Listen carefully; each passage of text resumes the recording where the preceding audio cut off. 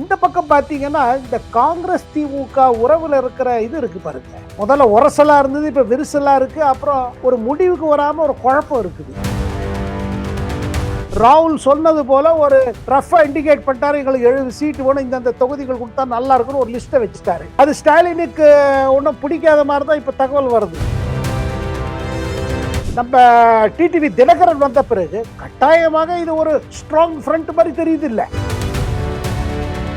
இந்த புது கெமிஸ்ட்ரி வந்துச்சு வச்சுக்கோங்க, அது கம்ப்ளீட்டா டைனமிக்ஸை மாத்தும். ஏன்னா அந்த கூட்டணியில மத்த கட்சிகளும் போல இல்ல. இப்போ எந்த ஸ்டாலின் நான் டெல்லிக்கு தலை குனிய மாட்டேன்னு சொல்லுகிறாரோ, இப்ப ராகுலுக்கு தலை குனிய முடியுமா?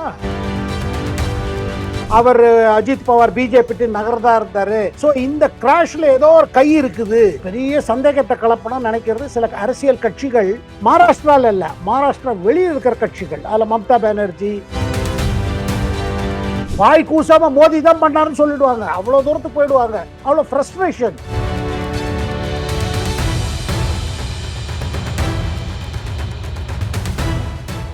வணக்கம் சிவா 1440 நேயர்களே, மீண்டும் ஒரு அரசியல் விவாத களத்தில் இன்று நம்முடன் இணைந்திருப்பவர் திரு சேகர் ஐயர். வணக்கம் சார். வணக்கம் சிவா சார். வணக்கம் சார்.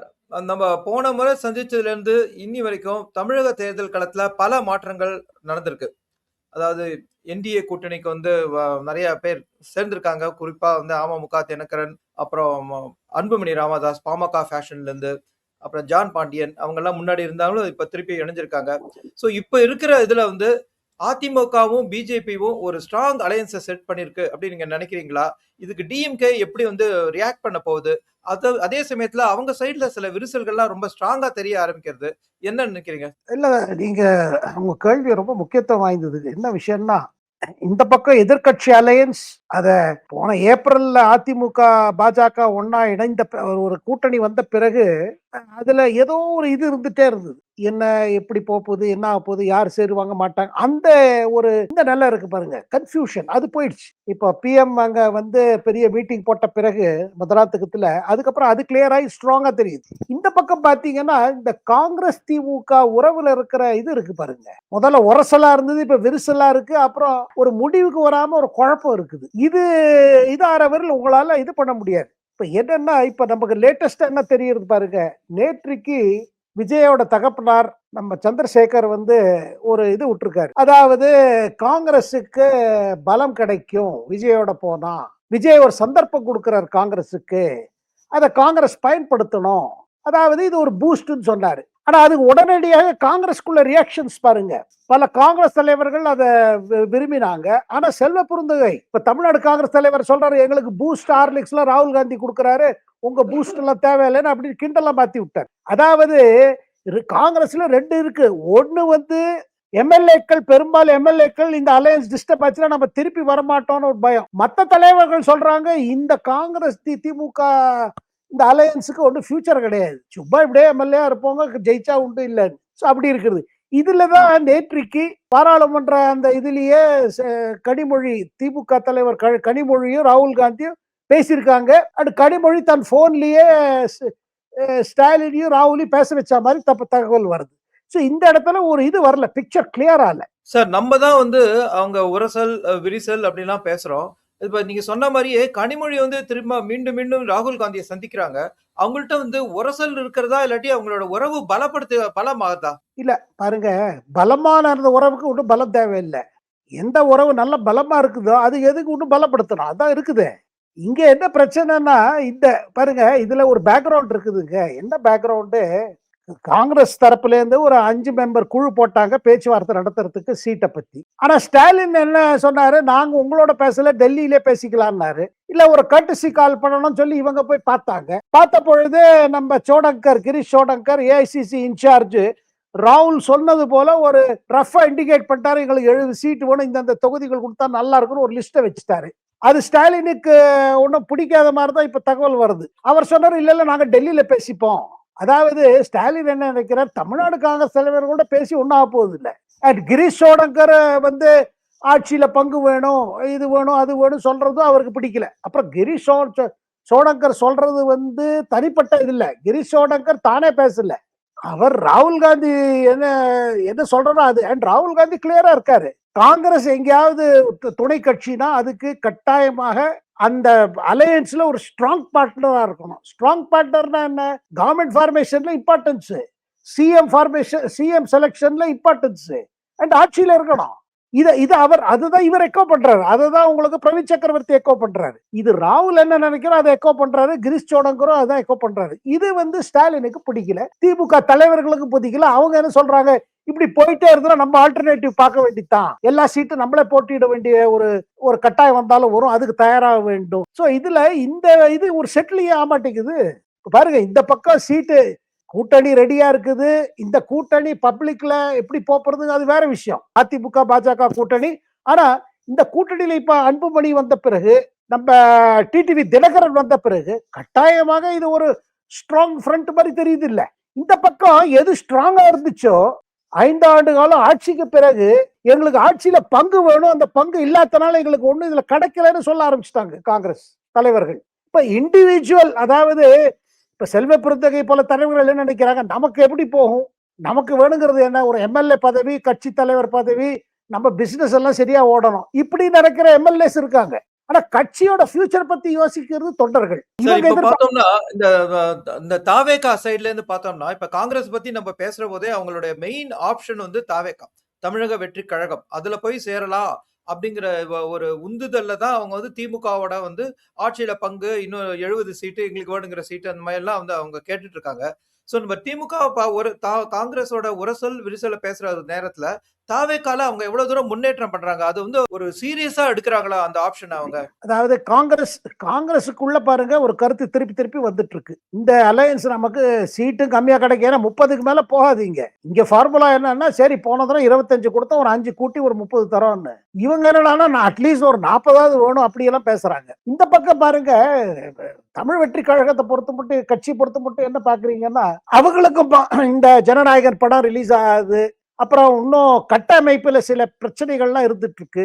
ஏதோ ஒன்று ஆரம்பிக்கணுங்கன்னா அன்னைக்கு விஜய் மீட்டிங் போட்டு வேற சொன்னாரு, ஒன்னும் பிரஷர்லாம் ஒண்ணு இல்ல, நம்ம மேல எது இருந்தாலும் நம்ம தாங்குவோம்னு ஒரு மெசேஜ். அவர் எவ்வளவுக்கு எவ்வளவு பேச ஆரம்பிக்கிற பப்ளிக்ல திருப்பி ரிவைவ் ஆகும் அவரோட அவரோட அட்ராக்ஷன் இண்டெக்ஸ்.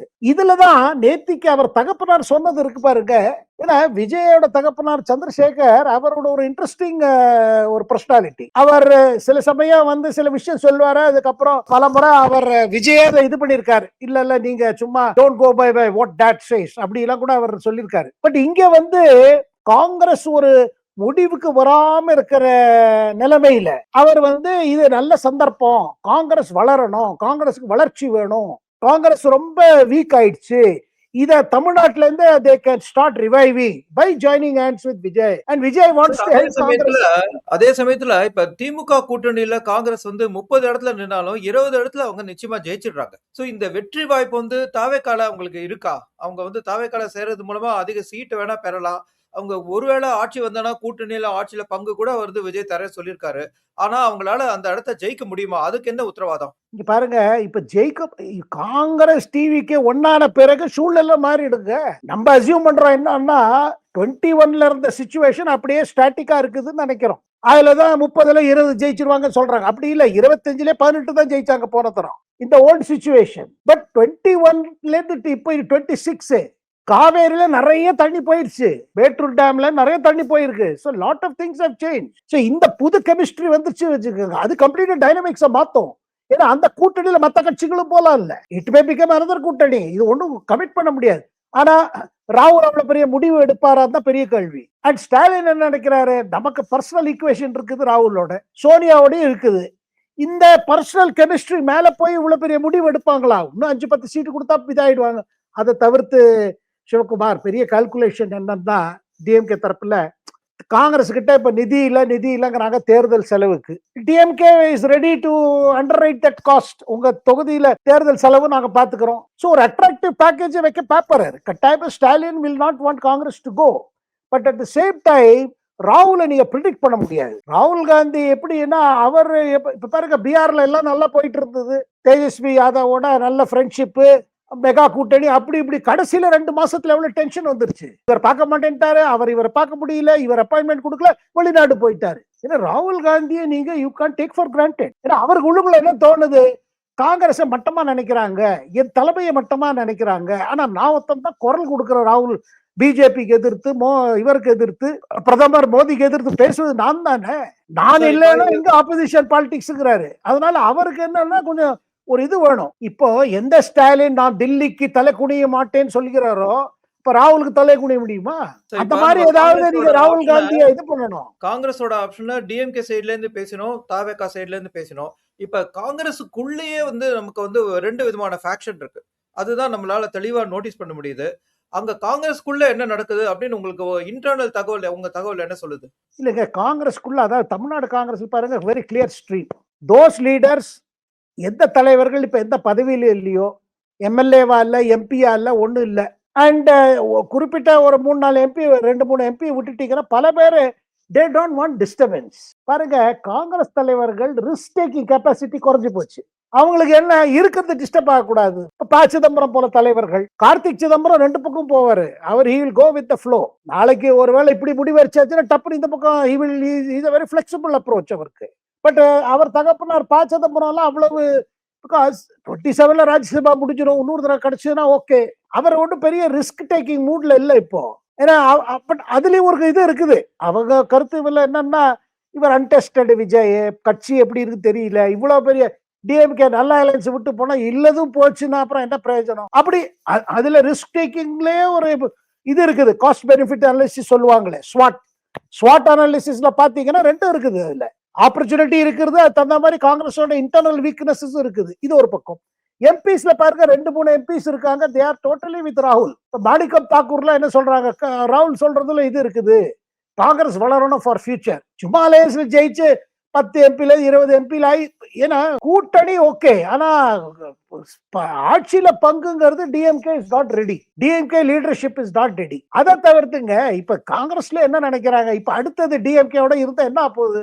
இப்ப ஸ்டாலினோட மினிஸ்ட்ரியிலே நம்மளால நுழைய முடியல. அடுத்து உதயநிதி வில் டேக் ஓவர்.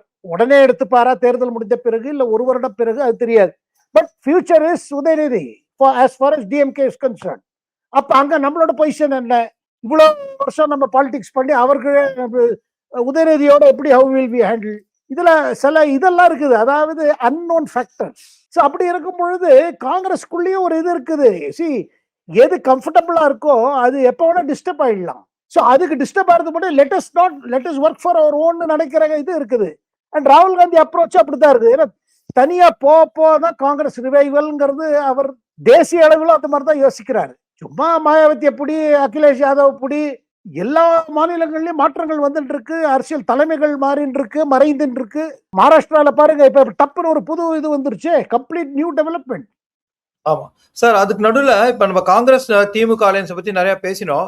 இப்ப இந்த என்டிஏ அலையன்ஸ் எடுத்துக்கிட்டோம்னா அவங்க வந்து இப்ப நிறைய கட்சி சேர்றதுனால அவங்களுக்கு வரக்கூடிய ப்ராப்ளம் எப்படி வந்து சீட்ஸை டிவைட் பண்ணிக்க போறாங்க. இப்ப வந்து தினகரன் வந்திருக்காரு, அவருக்கு எப்படி சீட்டை கொடுப்பாங்க, எவ்வளவு கொடுப்பாங்க, அதை பத்தி நீங்க என்ன நினைக்கிறீங்க? ஒருவேளை அவனுக்கு தினகரனுக்கு ராஜ்யசபா சீட்டு கொடுக்கணும் அப்படின்னு முடிவு பண்ணானா அந்த ராஜ்யசபா சீட் வந்து பிஜேபியோட ஷேர்ல இருந்து வருமா, ஏடிஎம்கேல இருந்து ஷேர் வருமா? இப்ப 2 பேரும் ஒன்னா சேர்ந்தாலும் ஏடிஎம்கேக்கும் அமமுகவுக்கும் தொடர போற ரிலேஷன்ஷிப் எப்படி இருக்கலாம்? இல்லைங்க, இங்க பாருங்க, பிஜேபி தமிழ்நாட்டில் செஞ்சிருக்கிற வேலை பார்த்தீங்கன்னா they have been the background boys. அதாவது பின்னாடில இருந்து எல்லா கட்சிகளும் முன்னாடி கொண்டு வந்திருக்காங்க. வித்தவுட் பிஜேபிஸ் ரோல் இப்போ இபிஎஸ் தினகரன் மத்தியில ஒரு இது வந்திருக்காது, ஒரு ஒரு ஒரு என்ன சொல்றது, ஒரு ராப்போர்ட்மெண்ட்டே வந்திருக்காது, கிட்டக்க வந்திருக்க முடியாது. ஸோ அவங்க நிஜமாவே பார்த்தீங்கன்னா தமிழ்நாட்டில் they have been doing lot of spade work. இவருக்கு இபிஎஸ் இது பண்ணி நீ இவங்களோட பேசுங்க அவங்களோட பேசுங்க, அதுக்கு பிறகு கெமிஸ்ட்ரி வர ஆரம்பிச்சிருச்சு. அன்புமணி இபிஎஸ் ஒரு விதமா கெமிஸ்ட்ரி ஆயிடுது. இப்ப டிடிவி தினகரன் இபிஎஸ் கூட கெமிஸ்ட்ரி மாறிட்டு இருக்கு பாருங்க. அந்த மேடையிலே முதலாந்த மேடையிலே இவர் பேசினது, டிடிவி தினகரன் பேசினது எல்லாருமே பாராட்டுறாங்க. பழைய இதெல்லாம் மறந்தாச்சு, மறப்போம் மன்னிப்போம், முன்னாடி போனோம், நம்ம we have to get DMK out of power அப்படின்னு ஒரு டிக்ளரேஷன் பண்ணி TTV has shown a very large heart. பழைய கசப்பெல்லாம் விட்டுட்டு அதுல அவரோட அதுல ரைட்டோ ராங்கன்னு போல அதுல, but he has been courageous enough. அதான் இதுக்கு தைரியம் வேணும். சரி பழைய இதை விட்டுருவோம் அப்படி சொல்றதுக்கும் உங்களுக்கு தைரியம் வேணும். ஏன்னா இந்த கேள்வி வந்துட்டே இருக்கும். இப்போ ஏஎம்எம்கே கேடருக்குள்ளயும் இபிஎஸ் கேடருக்குள்ள எப்படி அட்ஜஸ்ட் ஆக போறது, எப்படி ஆக போறது, இதனால பாஜக தரப்புல சஜஷன்ஸ் போயிட்டே இருக்கு. இன்னும் நிறைய மீட் பண்ணுங்க, 2 பேரும் மீட் பண்ணுங்க, ஜாயிண்ட் மீட்டிங்ஸ் போடுங்க, உங்க இந்த ரீடர்ஸ் எல்லாம் திருப்பி, ஏன்னா after all they were part of one ADMK, திருப்பி உங்களுக்குள்ள ஒரு இன்ட்ராக்ஷன்ஸ் இன்க்ரீஸ் பண்ணா கேடருக்குள்ள ஆட்டோமேட்டிக்கா வேலை செய்ய ஆரம்பிச்சிருவாங்க. ஏன்னா மெசேஜ் டவுன் த லைன் வரும். சோ இது இப்ப தேவை, இதை பாருங்க. ஆனா பின்னாடி அது வேலை செய்யறது central BJP through Nainar Nagendran. அவங்க சீட் பதிவு வந்து இப்ப எப்படி இருக்கலாம்? இப்ப தினகரனுக்கு வந்து எவ்வளவு சீட் வந்து கொடுக்கப்படலாம்? அவருக்கு வந்து ராஜ்யசபா சீட் கொடுப்பாங்களா? அந்த ராஜ்யசபா சீட் வந்து பிஜேபியோட ஷேர்ல இருந்தா ஏடிஎம்கேல எடப்பாடி வந்து அவர் கொடுப்பாரா? அது எப்படி அமையும்? இல்லங்க, அது பாருங்க, இப்போதைக்கு it is under discussion, negotiation. ஆனா ராஜ்யசபா சீட்டு பத்தி முடிவு பண்ண பிறகுதான் இங்க இட ஒதுக்கீடு அந்த மாதிரி இருக்காது. I think they will adjust.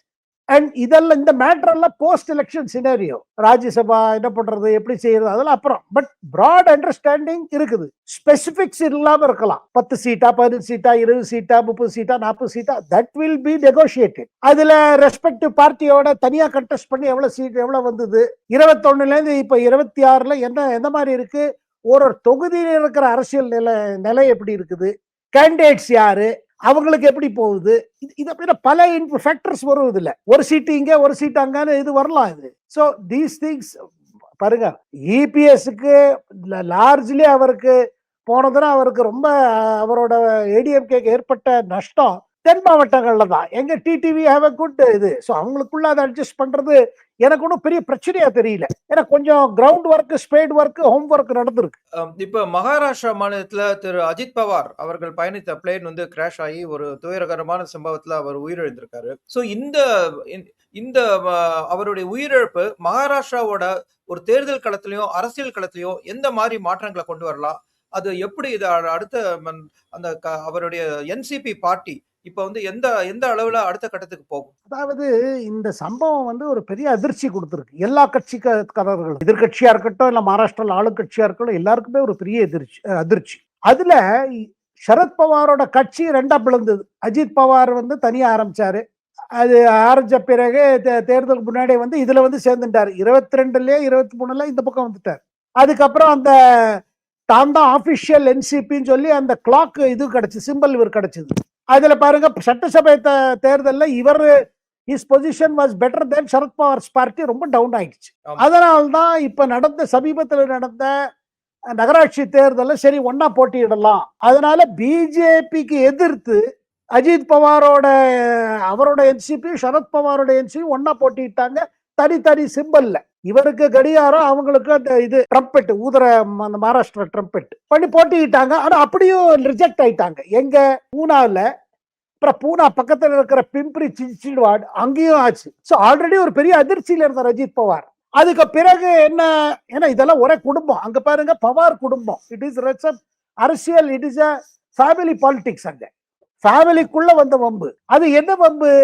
Sharad Pawar, இவர் அஜித் பவார் தொடர்ந்து பாருங்க, என்னைக்கா ஒரு நாளும் சரத்பவார் என்ன ஒரு இந்த will give you a position, respect, place. ஆனா சரத்பவாருக்கு நடுவுல இவர் வளர்த்தார், எல்லாம் பண்ணாரு. 15 ஆண்டு காலம் காங்கிரஸ் என்சிபியும் ஒரு கூட்டாட்சி நடத்திச்சு மகாராஷ்டிரால. அப்ப கூட என்சிபி அதிக நம்பர்ஸ் இருந்து, அதிக எம்எல்ஏஸ் இருந்தும் ஒரு பொழுதும் அஜித் பவார் சிஎம் ஆக்கல சரத்பவார். இல்ல காங்கிரஸே இருக்கட்டும் சிஎம், இவர் துணை முதல்வராக தான் இருப்பார். அதெல்லாம் அவருக்கு கசப்பு. என்ன வளர்த்து விட்டாரு சரி, ஆனா கடைசியில என்ன சிஎம் ஆக்காம தடுத்துட்டே இருந்தாரு. அதுலதான் வந்தது இந்த கசப்பு குடும்பத்துக்குள்ள. யாருக்கும் அவரோட அங்கிள் தானே சரத்பவார், அஜித் பவாரோட தகப்பனாரோட தம்பி தானே அவரு. சோ அதுல இவருக்கு சரத்பவாருக்கு ஒரு இது என்ன, இது இல்ல நமக்கு. ஆனா சரத்பவாருக்கு என்னன்னா புத்திரி மோகம். தன் மகளாக உட்காத்தி வைக்கணும் சுப்ரியா சூலே. அவர் சரத்பவார் முதல்ல என்ன சொன்னாரு, Supriya Sule central politics, Delhi politics பண்ணுவாங்க, இவங்க மகாராஷ்டிராக்கு இவங்க தான் நாங்க. ஆனா போ வயசாக பெண் மேல தன் மகள் மீது அதிக இது வந்துருச்சு அவருக்கு. ஒரு இவளுக்கு ஏதாவது நம்ம பண்ணிட்டு போனோம், அப்படி பண்ணிட்டு போனோங்கிறது இவரோட அஜித் பவாரோட தாரார் வந்தது. பாக்கி வரலாறு உங்களுக்கு தெரியும், எப்படி பிரிஞ்சிச்சு, இதாச்சு அதாச்சு. இப்ப பாருங்க, பிப்ரி சின்சுவாட்ல வேற வழி கிடையாது, தனித்து நிட்டு போட்டிட்டா நமக்கு ஃபியூச்சர் கிடையாது. ஏன்னா அந்த பெல்ட் இருக்கு பாருங்க, வெஸ்டர்ன் மகாராஷ்டிரா, மேற்கு மகாராஷ்டிரால இருக்கிற மராட்டா சமுதாயத்தோட ஒரு தலைவர் தான் பவார். அப்ப ஆல்ரெடி பேச்சு இருந்து ரெண்டும் ஒன்னா வந்துடணும். இதுக்கு பிறகு அவர் பார்த்து கேட்டு, இல்ல நம்ம ஒன்னா வரலாம். ஒன்னா வந்தா சிம்பிள் என்ன ஆகுது? ஒண்ணு. இரண்டாவது, இப்ப ஆட்சியில இருக்காங்க. இப்ப அஜித் பவார் கூட இந்த மாயுத்தி தேவேந்திர பட்னவிஸ் தலைமையில் நடக்கிற அரசு இருக்கு பாருங்க, மாநில அரசு, அதுல he is a deputy CM, finance மினிஸ்டரா இருந்தார். சரி, ஆட்சி விட்டு வெளில வர முடியாது. ஏன்னா வித்தவுட் ஆட்சி NCP is a power politics party. கொள்கைகள் செகண்டரி, கொள்கைகள் சும்மா மேல, உள்ளுக்குள்ள அரசியல். ஏன்னா அந்த வெஸ்டர்ன் மகாராஷ்டிரால மராட்டா சமுதாயத்தை ஆட்சியில இருந்தாதான் அந்த சமுதாயத்தோட சப்போர்ட் கிடைக்கும். ஸோ பவார் என்ன முதல்ல சொல்றாங்க, எப்ப அஜித் பவார் முதல் முறையாக 2019 தேவேந்திர பட்னவிஸோட பேச்சுவார்த்தை நடத்தி ஒரு நாள் விடிய விடிய ஒரு ஸ்வரிங்கின் செரமனி நடந்தது பாருங்க, அதுவே பவார் அனுப்பிச்சுதான் நடந்தது. பவார் ஒரு தடவை மோடிட்டு பேசினார்ல சொன்னாங்க. அதுக்கப்புறம் என்ன டக்குன்னு மைண்ட் மாத்திட்டாரு, உத்தவ் தாக்கரே இழுத்துட்டு வந்தாரு. அப்புறம் அந்த மகாவிகாஸ் அகாடி கவர்மெண்ட் ஓடிச்சு. அது எப்படி ஓடிச்சு தெரியும் எல்லாருக்கும். உள்ளுக்குள்ள கோஷனே கிடையாது. காங்கிரஸுக்கு சிவசேனாக்கு ஒத்துக்காது, சிவசேனாக்கு என்சிபிக்கு ஒத்துக்காது. அது ஒரு விதமா முடிச்சு போச்சு. அது ஏக்நாத் ஷிண்டே வெளியில வந்தாரு, பாஜக சப்போர்ட்ல திருப்பி அவர் முதல்வராக இருந்தாரு. இப்ப தேர்தல் பிறகு தேவேந்திர பட்னவிஸ் இருக்காரு. இப்போ என்சிபியில என்ன சொல்றாங்கன்னா, ஆட்சியில இருக்காங்க, அதாவது அஜித் பவார் செக்ஷன். இந்த பக்கம் இவங்க ஆப்போசிஷன்ல இருக்காங்க, எம்எல்ஏஸே கிடையாது. சரத்பவார் இப்ப என்ன முடிவு பண்ணலாம்னா, என்ன சொல்லப்படுறதுன்னா, சரத்பவாரும் சரி, அஜித் பவார் மனைவி சுனேத்ரா பவார், அவங்க ராஜ்யசபா எம்பியா இருக்காங்க. இந்த மறைந்து போன அஜித் பவாரோட மனைவி சுனேத்ரா பவார் ராஜ்யசபா எம்பியர். அவங்களுக்குள்ள ஒரு டிசிஷன் என்ன எடுப்பாங்கன்னா, let us all be part of the Mahayuti. ஏன்னா இப்போதைக்கு 5 வருஷத்துக்கு ஒன்றும் டிஸ்டர்பன்ஸ் ஆகுதுங்க. தேர்தல் வரப்போறது இல்லை. ஆட்சி இல்லாம என்சிபி ஆப்போசிஷன் பாலிடிக்ஸ் பண்ண முடியாது. It is not an opposition party. அவங்க மைண்ட் செட் எப்போது ரூலிங் தான். சரத்பவாரோட டாக்டிக்ஸ், அவரோட அரசியல் பார்த்தீங்கன்னா எப்படியாவது ஆளுங்கட்சி ஆனோம். சார் சார், இப்ப நம்ம அந்த விபத்துக்கு போனோம்னா, அது நடந்த விபத்தை பத்தி வந்து சில கேள்விகள் கேட்கப்படுகின்றன. சோ அது இப்ப எந்த லெவலுக்கு வருது? இப்ப அந்த விசாரணைங்கிறது எப்படி போகும்? அந்த விசாரணை எப்போ வந்து முழுமை அடையலாம்? அந்த விசாரணையில இருந்து வர உண்மைகள், இது வந்து டெல்லியில இருந்து ஏதாவது என்ன தகவல் சொல்கிறது? இல்லைங்க, அந்த 2 விஷயங்க. இதுல அரசியல் 2 விதமா ஆகுது. ஒரு அரசியல் என்னன்னா, அதாவது ஒரு பெரிய சந்தேகத்தை கலப்பணும்னு நினைக்கிறது சில அரசியல் கட்சிகள். மகாராஷ்டிரால இல்ல, மகாராஷ்டிரா வெளியே இருக்கிற கட்சிகள், அதுல மம்தா பானர்ஜி, அகிலேஷ் யாதவ், இல்ல அவர் அஜித் பவார் பிஜேபி நகர்தா இருந்தாரு, சோ இந்த கிராஷ்ல ஏதோ ஒரு கை இருக்குது, அதாவது என்ன பிஜேபி கை இருக்கிற மாதிரி ஒரு இதை பண்றாங்க. ஆனா அது உண்மைக்கு இது புறம்பாருது. இது மேட்டர் அதிகமாக நேற்றுக்கே சரத்பவார் அந்த பாராமதி போன உடனே முதல் இதுலயே சொன்னாரு, இது ரொம்ப பெரிய டிராஜடி, இதுல அரசியல் செய்யாதீங்க. யாருக்கு சொல்றாரு? மம்தாக்கு சொன்னாரு. எங்க குடும்பத்துல நடந்திருக்கு, இது ஒரு ஏர் ஆக்சிடென்ட், இது பண்ணாதீங்கன்னு. இந்த அரசியல் இது வேகாது. இவங்க அதாவது மம்தா என்ன காவி நினைக்கிற, எதிர்கட்சிகளை எதிர்த்து பிஜேபி ஏதோ பண்ணிட்டு இருக்கு அப்படி இல்லைன்னா வாய் கூசாம மோதி தான் பண்ணாருன்னு சொல்லிடுவாங்க. அவ்வளவு தூரத்துக்கு போயிடுவாங்க. அவ்வளவு ஃப்ரஸ்ட்ரேஷன். அது அகிலேஷ் யாதவா இருக்கட்டும், மம்தாவா இருக்கட்டும், இல்ல அவ ஆதரவாளர்களுக்கு இதே மாதிரி இருக்குது. ஆனா அது உண்மை இல்லை. இது ஒரு பக்கம். இன்னொரு பக்கம், இந்த மாதிரி கிராஷ் நடந்ததுன்னா இது கட்டாயமா ஒரு இன்வெஸ்டிகேஷன் நடக்கும். இந்த ஏர்கிராஃப்ட் யாரோடது, இதை நடத்த கம்பெனி யாரு, இந்த கம்பெனி ஒரு ஏர்கிராஃப்ட் மெயின்டெனன்ஸ் பண்ணாங்களா, ரெக்கார்ட்ஸ் எல்லாம் சரியா இருக்கா, அது தொடர்பாக டிஜிசிஏ, ஏர் சேஃப்டி இவங்கெல்லாம் ஆரம்பிச்சுட்டாங்க இன்வெஸ்டிகேஷன். ஆனா இந்த கம்பெனி இருக்கு பாருங்க, விஎஸ்கே வெஞ்சர், எது இந்த ஏர்கிராஃப்டோட இவங்களும் பொம்பரேடியர் ஏர்கிராஃப்ட், இந்த லியர் ஏர்கிராஃப்ட் சொல்றாங்களே, இந்த ஏர்கிராஃப்ட் பத்தி என்ன, இந்த கம்பெனி பத்தி என்ன சொல்றாங்க, இது சார்ட்டர்ட் கம்பெனி. இந்த ஏர்கிராஃப்ட் இந்த கம்பெனி வெறும் அரசியல்வாதிகளுக்காகவே தான் சர்வீஸ் நடத்துவாங்க. பொதுவாக chartered company they will have ஒரு ஃபிளீட் இருக்கும், 6 இந்த மாதிரி எக்ஸிகியூட்டிவ் ஜெட்ஸ் வச்சிருப்பாங்க. அதை பிரைவேட் பார்ட்டிஸ் அதை இது பண்ணுவாங்க.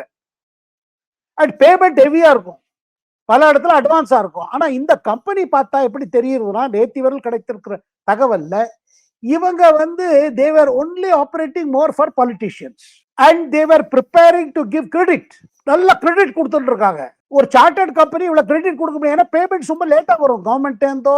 கவர்மெண்ட்டுக்கு லீஸ் பண்ணாலும் சரி, இல்ல இந்த மாதிரி பொலிட்டிக்கல் பார்ட்டிஸ் எல்லாம் பாத்தீங்கன்னா தலைவர்களுக்கு எல்லாம் அவங்க ரொம்ப முள்ளா பண்ணுவாங்க. ஆகையால் ஒரு சந்தேகம் என்ன வருதுன்னா, இந்த company may be a front for some politicians for whatever money அவங்க ஏர்ன் பண்றது இந்த கம்பெனியில டைவர்ட் பண்ணி இந்த கம்பெனியோட சார்ட்டர்ட் சர்வீஸ் நடத்திட்டு இருப்பாங்க. அவங்களோடதே இருக்கும். ஏன்னா மேக்சிமம் அவங்க தான் யூஸ் படுத்துறாங்க. ஸோ அதோட ஃபைனான்சஸ் பார்த்தீங்கன்னா, 2வது ரெக்கார்ட்ஸ் மெயின்டைன் பண்றாங்களான்னு இருக்கு. மெயின்டெனன்ஸ் ரெக்கார்ட், பேசஞ்சர் இது ரெக்கார்டு. இப்போ என்ன சொல்றாங்க, ஒரு ஏர் குரூவை அவங்க பேசஞ்சர் மேனிஃபெஸ்டோல போட்டிருக்காங்க லிஸ்ட்ல. இந்த கேள்விகள்லாம் வருது. அது வேற பக்கம். அந்த கம்பெனி எப்படி நடத்திட்டு, அந்த சார்ட்டர்ட் சர்வீஸ் எப்படி நடந்துட்டு இருந்தது, இந்த கம்பெனியோட பேக்ரவுண்ட் என்ன, பிளேனோட மெயின்டெனன்ஸ் ரெக்கார்டு என்ன, ஏன்னா ஏதோ ஒரு கோளாறு ஏற்பட்டிருக்கு. ஆனா இதுவரையில் கிடைத்திருக்கிற தகவல் டிஜிசியை பார்த்தாதான் அவங்க முதல்ல அந்த பிளேன் பாராமதி கிட்ட வரும்பொழுது அவங்க கேட்கறாங்க எங்களுக்கு ரன்வே தெரியலங்கிறாங்க. இது ஹை ஸ்பீட் ஜெட், இது ரன்வே தெரியல. சரி ஒரு ரவுண்ட் அடிக்கிறாங்க, திருப்பி ஏடிசி கேட்கறாங்க, பாராமதி ஏடிசிய இப்ப எங்களுக்கு தெரியுது நாங்க லேண்ட் பண்ணிட்டுமா. உடனே ஏடிசி சொல்றாங்க சரி லேண்ட் பண்ணி இந்த அப்ரோச்ல பண்ணுங்கிறாங்க. இதை சொன்ன பிறகு அவங்கள்ட்ட இருந்து ரிப்ளை வரல. அதாவது ஏர் டிராபிக் கண்ட்ரோலுக்கும் பைலட் கமாண்ட்ஸ் பார்த்தீங்கன்னா ரிப்பீட் பண்ணுவாங்க. ஏடிசி ஏதாவது சொல்லிட்டுனா அதை பைலட் புரிஞ்சிருந்தது காமிக்கிறதுக்கு திருப்பி அதே ரிப்பீட் பண்ணுவாங்க. பைலட் என்ன சொன்னது திருப்பி ஏடிசி ரிப்பீட் பண்ணும். Is a way to convey நீங்க சொன்னது எனக்கு கேட்டது, நான் கேட்டுட்டேன் புரிஞ்சுட்டேன், நான் சொல்றது இப்போ உங்களுக்கு சொல்றேன் உங்களுக்கு புரிஞ்சுதா. இட்ஸ் என்ன கேட்டா 4-வே கம்யூனிகேஷன், டபுள் ஆகும். இதுல நீங்க எனக்கு தெரியறது ஓச்சா உங்களுக்கு தெரியறது சரி தெரியறதுனா லேண்ட் பண்ணுங்க. அப்ப இவங்க சொல்லியிருக்கணும் நாங்க லேண்ட் பண்றோம்னு, ஆனா லேண்ட் பண்றோம்னு சொல்லல. அங்க ஒரே பனி. அது வந்து பாத்தீங்கன்னா ஒரு ஹில்லி ஏரியா, ஒரு பிளாட்டூ. அது பிம்பிரி பூனாலாம் பாத்தீங்கன்னா நம்ம தொடர்மலையோட வெஸ்டர்ன் சைடு தானே, வெஸ்டர்ன் காட்ஸ் தானே இது, மேற்கு தொடர்மலை ஏரியாஸ். ஸோ விசிபிலிட்டி இஷ்யூ இருந்திருக்கு, கம்யூனிகேஷன் இருந்திருக்கு. அதை தவிர்த்து இப்போ ஒரு சிசிடிவி ஃபுட்டேஜ் அதை லேண்ட் பண்ற நேரத்தில் இப்படி எல்லாம் ஆயிருக்கு. அப்போ உள்ளுக்குள்ள என்ன டெக்னிக்கல் ப்ராப்ளம் ஆயிருக்கு. அப்புறம் இப்போ உடனடியாக அந்த cockpit recorder, flight data recorder இதெல்லாம் கிடைக்கணும். அதெல்லாம் கிடைத்த பிறகுதான் ஒரு பிக்சர், அட்லீஸ்ட் ஒரு ஃபர்ஸ்ட் பிக்சர் வரும்.